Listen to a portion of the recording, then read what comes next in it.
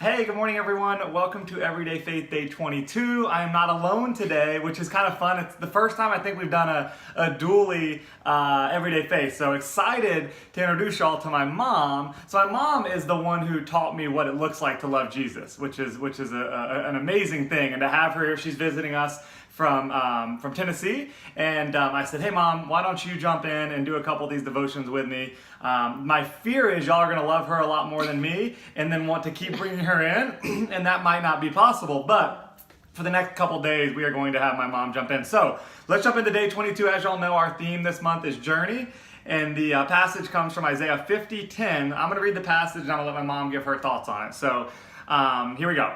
If you are walking in darkness without a ray of light, trust in the Lord and rely on your God. So Mom, tell us what that means to you.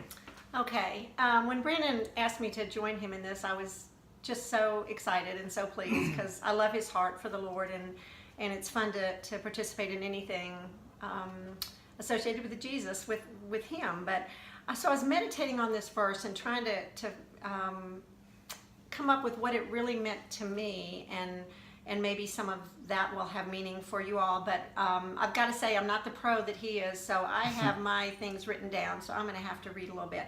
But I was thinking about, as Christians, we all have two very distinct things in common. We all have gone through, will go through, or maybe are in right now, the darkness, some dark times, some difficulties, some hardships. That is a fact of our journey as Christians. Mm-hmm. But the other fact is that God's grace is sufficient no matter what we're going through. And that fact, that second one, as Christians, even though our hardships are scary, we can become fearful, we can become sometimes even hopeless. We have that rock. We have Jesus, and his grace is always sufficient. But the thing that we do sometimes when we walk through darkness is we, first of all, try to understand it. And that's never going to happen. We're never going to understand the reasons why God allows some of the things in our lives.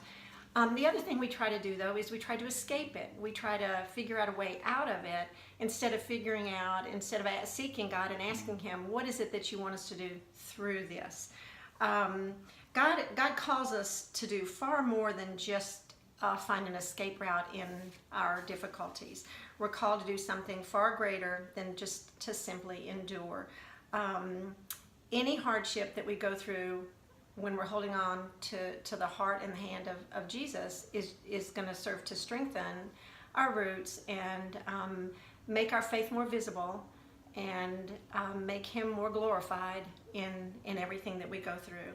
And I think also we need to remember in the darkness that some of the reason that, well, when we're in the darkness, that God can absolutely change the circumstances in a minute, in the blink of an eye. But sometimes, most of the time, a lot of the times, he doesn't change the circumstances, but he changes our hearts. And that's going to have a far bigger impact on not only the kingdom here, but our life eternal when that happens, when he changes our hearts for him. So maybe you're going through a particularly difficult time right now. Maybe you're in just a darkness and you can't see the light, you have no understanding, have no illumination. My encouragement to you would just to be to hang in there. Keep your eyes fixed on Jesus, because he does have the answer, and whatever you're going through does not surprise him. He knew that you were going to be here in this spot on this day, and what he calls us to do is just to trust in him and keep our eyes fixed on him. So be encouraged. He remains sovereign, he remains good, he remains faithful, and you will get through this. He is working something beautiful in your pain, and in all of it, he is, in all the darkness, he's bringing beauty from ashes, because that's what he promises. So keep your eyes fixed on Jesus, know and claim his promises. He's never failed and he never will, and God will always be enough.